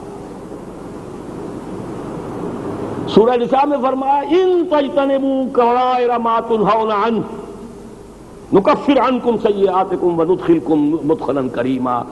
اگر ہم نے جن جن چیزوں سے تمہیں بڑی چیزوں سے روک دیا ہے اگر رک جاؤ گے تو ہم تمہاری چھوٹی چھوٹی چیزیں معاف کرتے رہیں گے، درگزر کرتے رہیں گے اور تمہیں بڑے باعزت گھرانوں میں داخل کر دیں گے. یہ ہے نارمل انسانی شخصیت. اگر اس کا حفظ نہیں ہے، بڑی چیزوں کے بارے میں کوئی حس نہیں، کوئی احساس نہیں، چھوٹی چیزوں کے بارے میں حساسیت، یہی ہے در حقیقت سب سے بڑا تقویٰ کا، نیکی کا، زہد کا جو تلپٹ ہو جاتا ہے معاملہ، وہ یہاں ہے. زہد کی اور تقویٰ کی اور نیکی کے ہمالیہ نظر آئیں گے اور حقیقت میں باطل کے ایجنٹ، باطل کی گاڑی کھینچنے والے حیوان نظر آ رہے ہیں. بظاہر بڑے تقویٰ کا اور بڑے ہی نیکی کا اور زہد کا جو ہے یہ در حقیقت پہاڑ ہے، ہمالیہ پہاڑ. وجہ کیا؟ تلپٹ ہو گئی. آخری بات اس ضمن میں جو کہنی ہے وہ ہے فرق فرائض اور نوافل کا. یہ بہت اہم مضمون ہے اور یہ میری آج کی گفتگو کا کلائمیکس ہے. دین میں کچھ چیزیں فرض ہیں، کچھ چیزیں نفل ہیں. لیکن آج ایک بہت نئی بات آپ سے کہہ رہا ہوں، دنیا میں بھی کچھ چیزیں فرض ہیں، کچھ نفل ہیں.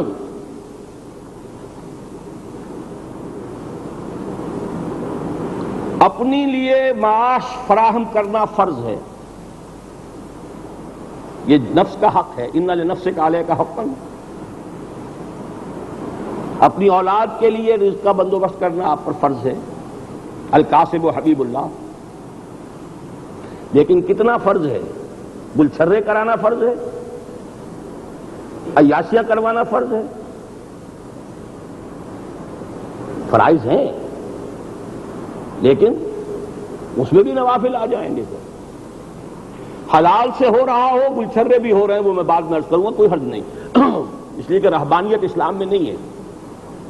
قل من حرم زینۃ اللہ التی اخرج لعبادہ والطیبات من الرزق. اے نبی ان سے پوچھئے کس نے حرام کی ہیں اچھی چیزیں کھانے پینے کی اور زینت کی اچھی چیزیں؟ اللہ تعالیٰ نے جو حلال کی ہیں لوگوں کے لیے نکالی ہیں. اچھا کھا سکتے ہو، لیکن کب، کن حالات میں، وہ میں ڈسکس کرنا چاہ رہا ہوں. دین میں بھی کچھ فرائض ہیں، کچھ نوافل ہیں. اگر فرائض کی طرف توجہ نہ ہو اور نوافل کے اوپر زور لگا دیا گیا تو بیڑا غرق.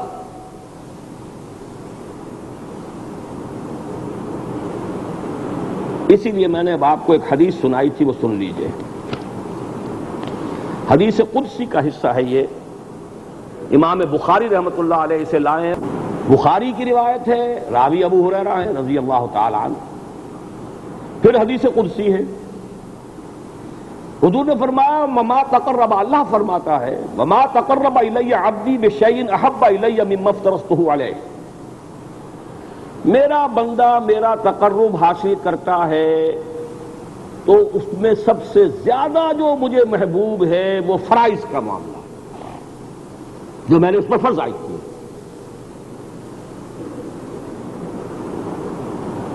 وما تقرب الی عبدی، نہیں تقرب حاصل کرتا میری طرف میرا بندہ بشیء احب الی، کسی شے سے جو مجھے زیادہ محبوب ہو، مما افترضتہ علیہ، اس سے کہ جو میں نے اس پر فرض کی. یہ تو ایک انتہا ہو گئی. دوسری انتہا سنیے، ولا یزال عبدی یتقرب الی بالنوافل، لیکن میرا بندہ اگر نوافل کے ذریعے سے میرا تقرب حاصل کرتا چلا جائے تو ایک منزل وہ بھی آتی ہے حتی احبہ، میں اس سے محبت کرنے لگتا ہوں. فاذا احببتہ، پھر جب میں اس سے محبت کرنے لگتا ہوں، کنت سمعہ الذی یسمع بہ، میں اس کے کان بن جاتا ہوں جن سے وہ سنتا ہے. ہو گیا کہ نہیں کفر؟ اللہ کان بن رہا ہے بندوں کا. وَبَصَرُهُ الَّذِي يَبْصُرُ بِهِ، میں اس کی آنکھ بن جاتا ہوں جس سے وہ دیکھتا ہے. وَيَدَهُ الَّتِي يَبْطِشُ بِهَا، اور اس کے ہاتھ بن جاتا ہوں جس سے وہ پکڑتا ہے.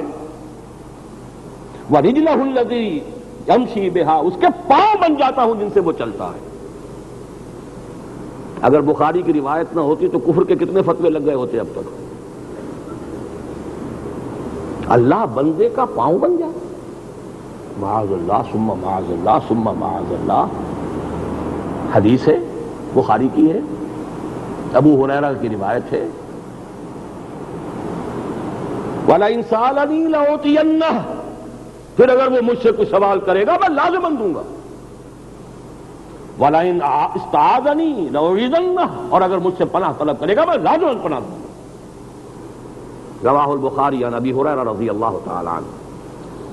یہ حدیث اس اعتبار سے بہت اہم ہے کہ اس کے غلط فہم کی وجہ سے ہمارے تصوف کے حلقوں اور ہمارے جو رہبانیت کی طرف مزاج رکھنے والے لوگ اور انفرادی نیکی کی طرف توجہ کرنے والے لوگوں کا سارا تصور تلپٹ ہو گیا اس حدیث کے غلط فہم کی وجہ سے.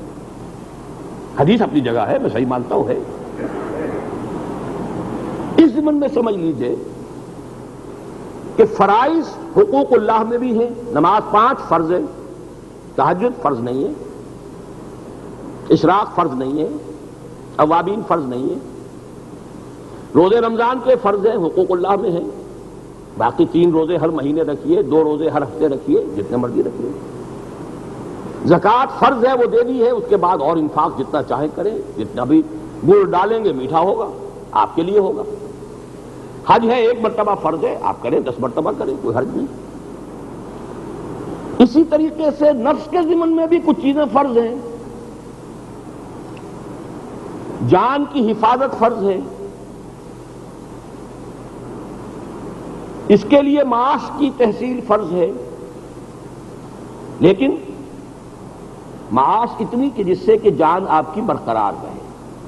جیسے کہ فرمایا 2 وقت کی روٹی، 2 جوڑے کپڑے کے، اور سر کے اوپر ایک چھت، اور اپنے نفس کی خواہش کے لیے 1 بیوی اللہ نے جس کو دے دی، اس کا حق پورا ہو گیا. یہ تو فرض ہو گئے. اس سے زائد نفل ہے. تو حقوق اللہ میں بھی فرائض ہیں اور حقوق العباد میں بھی فرائض ہے. والدین کو جو تم کھاؤ وہ کھلاؤ، اس سے اچھا کھلاؤ، ٹھیک ہے، فرض ہے. ادب کرو، فرض ہے. لیکن اب اس میں ایک بات اور نوٹ کر لیجئے، انہی فرائض کا عکس ہو جائے گا محرمات. فرض کو ادا نہ کرنا کبیرہ گناہ ہے. تو یہ گویا کہ پازیٹو نیگیٹو ایک ہی تصویر کے 2 رخ سمجھیے. فرائض اور محرمات، ان دونوں کے اندر حرام میں بھی کچھ چیزیں بالکل حرام ہیں، کچھ مکروہ تحریمی ہیں، کچھ مکروہ تنزیہی ہیں، کچھ جو ہے اس سے آگے جو کوئی مباحات کے درجے میں آ جاتی ہیں.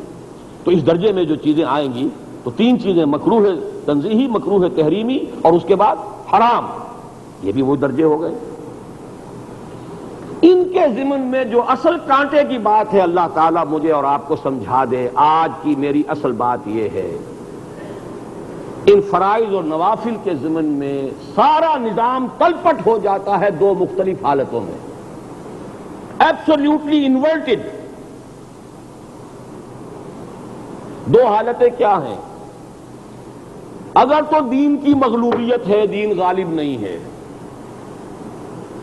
نظام باطل کا ہے، اللہ کا حکم نہیں چل رہا ہے، قانون شریعت کا نہیں ہے، حرام کا بول بالا ہے اور دور دورہ ہے. اس حالت میں اصل شے صرف فرض رہے گی، نوافل کا معاملہ بالکل ختم ہو جائے. ہاں، فرض کو ادا کرتے ہوئے کچھ نوافل ہو جائیں، نور علی نور، لیکن وہ فرض کیا ہے؟ نماز بھی فرض پڑھو، باقی لمبی چوڑی جو ہے وہ نوافل نہ پڑھو. جاؤ باطل کے ساتھ پنجہ آزمائی کرو، جاؤ نہی عن المنکر کا کام کرو، جاؤ حق کا بول بالا کرو. اور تم اگر نوافل میں لگ گئے، مست رکھو ذکر و فکر صبح گاہی میں اسے، اور پختہ تر کر دو مزاج خانقاہی میں اسے، تو شیطان اور اس کی ذریت اور اس کے لشکر کے لیے تو شادیاں ہی شادیاں ہیں، پھر خوشی ہی خوشی ہے. رکھو اسے مست. اس حالت میں اقامت دین کی جد و جہد فرض اولین ہے،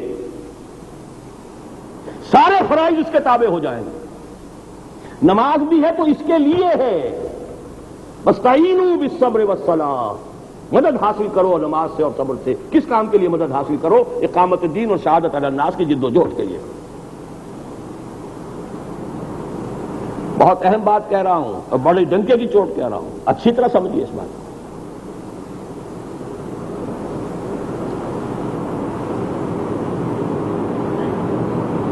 یہ ہے اصل کیفیت اجابت مکی کی. وہاں کیا تھا؟ فرق کیا رہے گا؟ صرف یہ فرق رہے گا کہ مکی دور میں تو شریعت تھی ہی نہیں. میں تفصیل سے بتا چکا ہوں نا، ہمارے پاس شریعت ہے.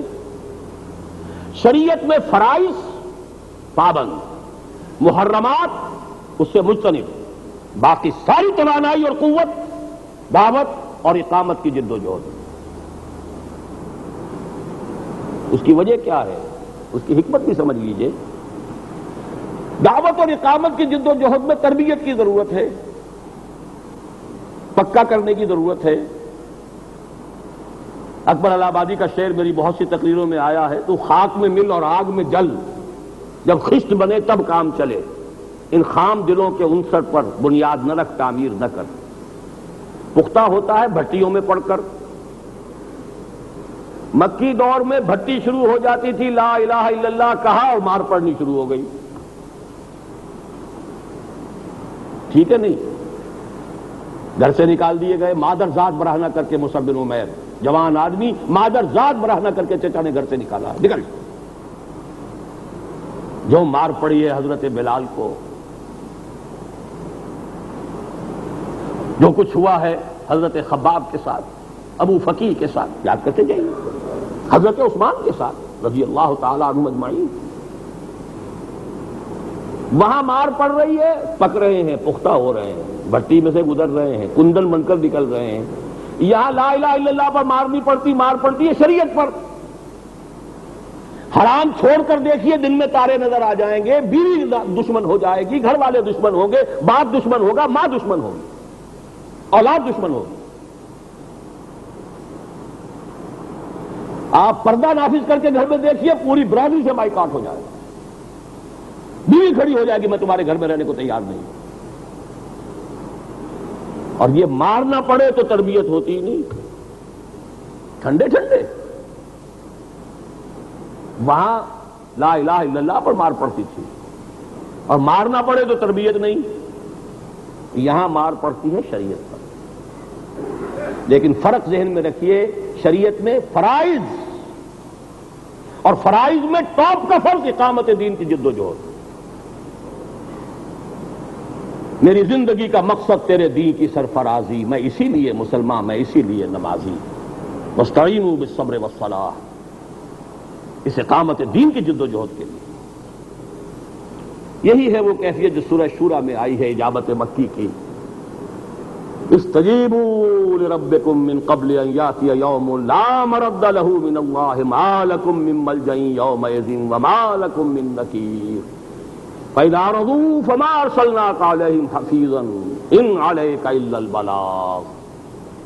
اور اس کی تھوڑی سی شرح کر دوں 3 آیتوں کے حوالے سے۔ اسے سورہ شورى میں بتا چکا ہوں آپ کو، آیت نمبر 13، ان اقیموا الدین ولا تتفرقوا فیہ، دین کو قائم کرو، دین میں متفرق نہ ہو جاؤ۔ باقی نماز میں ہاتھ یہاں باندھنے یہاں باندھنے کوئی فرق نہیں پڑتا، اس میں کوئی اگر اختلاف ہے کوئی حرج نہیں ہے۔ آمین اونچی کہنی ہے یا نیچی کہنی ہے کوئی حرج نہیں ہے۔ دین، نظام دین، اس میں تفرقہ نہ ہو۔ ہم یہ کہتے ہیں ہمارا مسلک قائم ہونا چاہیے، ورنہ چاہے سیکولرزم چلتا چلا جائے، کوئی پرواہ نہیں۔ مسلک کی بات ہے سر، دین ہی مسلک ہے اور مسلک ہی دین ہے۔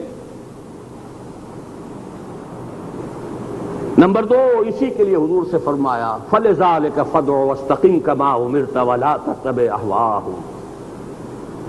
اے نبی آپ اسی اقامت دین کی دعوت دیتے رہیے، وَاسْتَقِمْ كَمَا أُمِرْتَ، جیسے آپ کو حکم ہوا ڈٹے رہیے، وَلَا تَتَّبِعْ أَهْوَاءَهُمْ، آپ پر پریشرز آئیں گے دائیں سے بائیں سے، ٹیمپٹیشنز بھی ہوں گی اور تھریٹننگز بھی ہوں گی، ڈٹے رہیے، ان کی خواہشات کی پیروی نہ کیجیے۔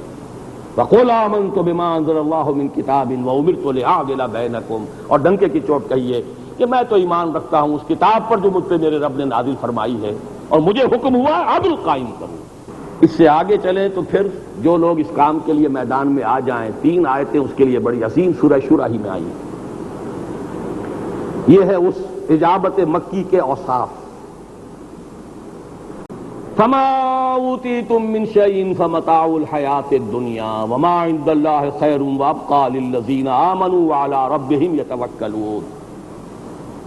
پہلی بات یہ جان لو کہ جو کچھ بھی اس دنیا میں تمہیں مل جائے وہ سوائے اس حیات دنیاوی کے ساز و سامان کے اور کچھ نہیں ہے، پرے کاہ کے برابر تمہاری نگاہ میں اس کی وقت نہیں رہنی چاہیے۔ جو کچھ اللہ کے پاس ہے وہ کہیں بہتر ہے، للذین آمنوا وعلی ربہم یتوکلون، ان لوگوں کے لیے جو ایمان اور توکل کا حق ادا کرتے۔ اس کے بعد وہی لفظ استجابت آ گیا، والذین یجتنبون کبائر الاسم والفواحش، دوسری آیت وہ بھی آ گئی، وہ لوگ جو بڑے بڑے گناہوں سے اور فواحش سے بچتے رہتے ہیں۔ وہ زیادہ باریکیوں میں مت جاؤ، اسی کے اندر لپٹ کر رہ جاؤ گے، مچھر چھانتے رہ جاؤ گے، سموچے اونٹ چلے جائیں گے۔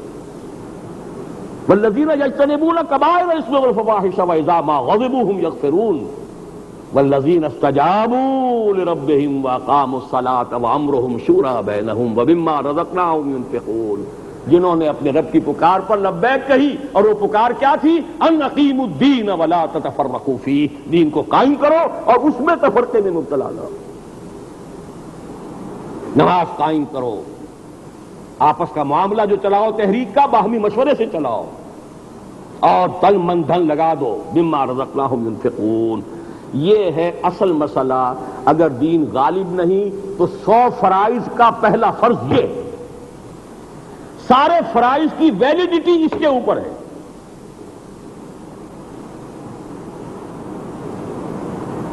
ہاں اگر دین قائم ہے، کیا کہنے ہیں، دین قائم نہیں ہے تو فرض عین یہی ہے، 100 فرضوں کا ایک فرض یہی ہے، تمام فرائض اس کے تابع ہیں۔ دین قائم ہے تو یہ فرض کفایہ ہے۔ کتنا عظیم و شان فرق واقع ہو گیا، خوب طرح سمجھ لیجئے بات کو۔ آج پتہ نہیں پھر یہ صحبتیں ملتی ہیں کہ نہیں ملتی ہیں، پھر یہ فرض کفایہ۔ اس حالت میں نوٹ کیجئے، اب ہے مرحلہ تقرب بالنوافل کا۔ جب آپ اقامت دین کے بنیادی فرض سے سبکدوش ہو گئے تو اب لگیے نوافل میں۔ وما یزال عبدی یتقرب الی بالنوافل، اب آپ نمازیں پڑھیں، ساری رات پڑھیں، روزے رکھیں، جتنی چاہیں عبادت کریں، جتنا چاہے اس کے اندر جو ہے جتنا گڑ ڈالیں گے میٹھا ہوگا آپ کے لیے۔ اسی طریقے سے جتنا چاہیں علمی ذوق پورا کریں، کسی ٹیکنالوجی میں، کسی سائنس میں، کسی علم دین میں، کسی چیز کے اندر آپ لگے رہیں۔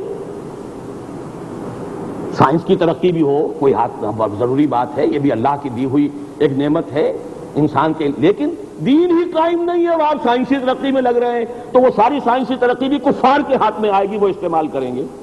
آج ہمارا بہترین ٹیلنٹ امریکہ کے اندر بیٹھا ہوا جو ہے وہ چیزیں بنا کر دے رہا امریکیوں کو کہ جس سے وہ بحث کرتے ہیں جا کر عراق کو یا اب کسی اور کو کریں گے۔ جی یہ بھی تو آخر اللہ کا دین ہے، اللہ کا علم ہے، یہ علم ہے۔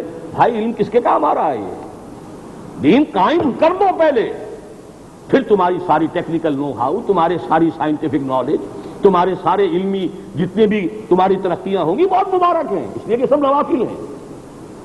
فرض ہے اقامت دین، اس کی طرف سے آپ فارغ ہو گئے اس لیے کہ نظام قائم ہے، اب وہ کام تو نظام کے ذمہ آ گیا، باقی آپ لگیے اور یہیں پر سمجھ لیجئے کسب حلال جتنا چاہو کرو،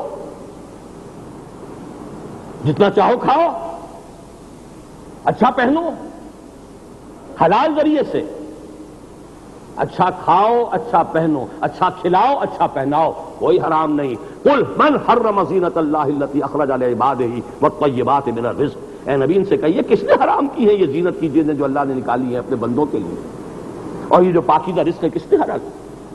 اب کس آیت کے حوالے سے باطل کے غلبے میں آپ نے اپنے ساتھ جھونک دیا اپنے آپ کو اچھے سے اچھا کھانے، اچھے سے اچھا پہننے میں، تو سیدھے جہنم کے راستے پہ جا رہے ہیں آپ۔ ہاں دین کا غلبہ ہے تو کھاؤ اچھا۔ حدیث میں آیا اللہ چاہتا ہے کہ اپنی نعمتوں کا ظہور تمہارے اوپر دیکھے، ایسا نظر نہیں آنا چاہیے کہ تم مفلس و قلاش ہو، لیکن کب؟ میں نے اسی لیے کہا تھا کہ اصل مسئلہ کیا ہے، دین غالب ہے یا مغلوب ہے، سارا معاملہ تلپٹ ہو جائے گا، ساری اس کی جو ترتیب ہے بدل جائے گی۔ مغلوب ہے تو فرض اول فرض عین اقامت دین کی جد و جہد، سارے فرائض اس کے تابع، اور قائم ہے تو اب یہ فرض جو ہے یہ نظام کے تحت آ گیا، عوام کے لیے، شہریوں کے لیے یہ فرض کفایہ ہو گیا۔ اب نوافل میں جتنا چاہیں زور لگائیں، وہ عبادات میں نوافل ہوں، وہ کھانے پینے میں، کسب حلال میں، وہ سائنس میں، ترقی میں، علم میں، تفسیریں لکھیں، کچھ کریں، جو چاہیں کریں، یہ ساری کی ساری چیزیں جو ہیں۔ اور اگر ایسا نہیں ہے تو چاہے جیسا کہ میں حدیث آپ کو سنا چکا ہوں، لم یتمار فی ساعۃ قط، اتنا بھی اگر تقویٰ ہے، کوہ ہمالیہ جتنا زہد ہے، اپنے آپ کو بچا رکھا ہے کہ پلک جھپکنے جتنی دیر بھی کبھی معصیت میں بسر نہیں کی ہے، لیکن اقامت دین کی جد و جہد سے زندگی خالی ہے، تو معلوم ہوا کہ دوسروں سے بڑھ کر مجرم یہ شخص ہے، یہ ناہنجار بے غیرت شخص، یہ زیادہ بڑا جو ہے حقدار ہے کہ اقلبھا علیہ وعلیہم فإن وجہہ لم یتمار فی ساعۃ قط، پلٹو اس بستی کو پہلے اس پر پھر دوسروں پر، اس لیے کہ اس کا کبھی بھی چہرے کا رنگ میری غیرت کی وجہ سے کبھی جو ہے متغیر نہیں ہوا۔ بہرحال یہ ہے اجابت رب کے ضمن میں میری آج تک کی سوچ کا لب لباب۔ میں نے آج تک جو کچھ سمجھا ہے اللہ کی کتاب سے، رسول کی سنت و سیرت سے، اسلامی تاریخ سے، اس کے خاص طور پر اس کا جو صدر اول ہے اس سے، اس کا لب لباب میں نے آپ کے سامنے رکھ دیا ہے۔ اللہ اور اس کے رسول کی پکار پر لبیک کہو، استجیبوا لربکم من قبل ان یاتی یوم لا مرد له من اللہ ما لکم من ملجأ یومئذ وما لکم من نکیر فإن أعرضوا فما أرسلناك عليهم حفيظا إن عليك إلا البلاغ يا أيها الذين آمنوا استجيبوا لله وللرسول إذا دعاكم لما يحييكم واعلموا أن الله يحول بين المرء وقلبه وأنه إليه تحشرون واتقوا فتنة لا تصيبن الذين ظلموا منكم خاصة واعلموا أن الله شديد العقاب واذكروا إذ أنتم قليل مستضعفون في الأرض تخافون أن يتخطفكم الناس فآواكم وأيدكم بنصره ورزقكم من الطيبات لعلكم تشكرون۔ میں نے اپنی بات آپ کے سامنے رکھ دی ہے، آگے ہر شخص کا اپنا فیصلہ ہے۔ میں نہیں جانتا کہ ابھی اور کتنی صحبت ہے، کب ملاقات ہے، 4 مہینے بعد تو ہو رہی ہے، آئندہ ملاقات کی نوبت آئے نہ آئے، لیکن ہوگا کیا اب اس کو سمجھ لیجئے، جو میں پہلے ہی سے کہتا رہا ہوں، عالم عرب پر ایک ہولوکاسٹ آنے والا ہے۔ مسجد اقصی گرائی جائے گی۔ مذہبی یہودیوں کو یہ رشوت ہے کہ جو زائرس نے دینی ہے، کیونکہ مذہبی یہودی بفرا ہوا ہے۔ اب وہی ہے کہ جس نے اسحاق رابین کو مارا ہے، ایک یہودی، مذہبی یہودی۔ وہ بھی سمجھتے ہیں کہ یہ صلح کیوں کر رہے ہیں، زمینیں کیوں واپس کر رہے ہیں، ہمیں تو اپنا گریٹر اسرائیل بنانا ہے، یہ لوکل سیلف گورنمنٹ بھی کیوں دے رہے ہیں۔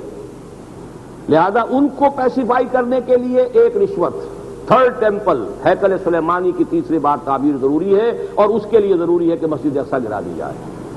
مسجد اقصی شہید ہو گئی تو جو بھی غیرت مند مسلمان ہے وہ کھڑا ہوگا، جس کے اندر بھی غیرت ہے، دینی حمیت ہے، اور اس کو بھولیں گے کون؟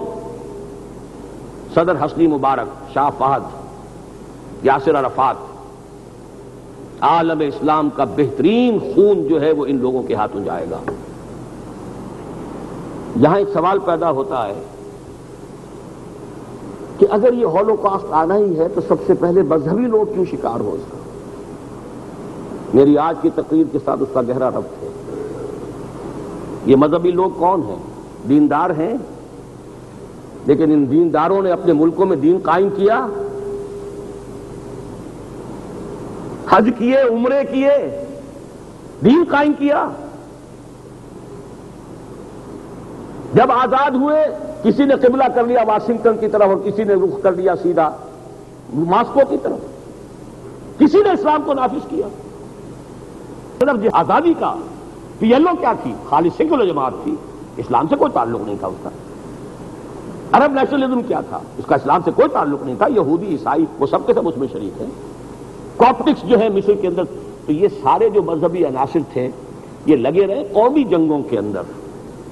اقامت دین کی جد و جہد منہج انقلاب نبوی پر صلی اللہ علیہ وسلم نہیں کی گئی، یہی وہ جرم عظیم ہے کہ اقلبھا علیہ وعلیہم فإن وجہہ لم یتمحر فی ساعۃ القتل۔ یہ صورتحال میری پوری تقریر کے ساتھ مناسبت رکھنے والی ہے۔ آخری بات کہہ رہا ہوں کہ اس کے بعد جو ہے ہماری باری ہے، تو اسے بہت بڑی قربانیوں میں سے گزرنا پڑے گا۔ اللہ تعالی ہمیں اس کی توفیق عطا فرمائے اور اس کے لیے اپنا تن من دھن لگانے کی ہمت عطا فرمائے۔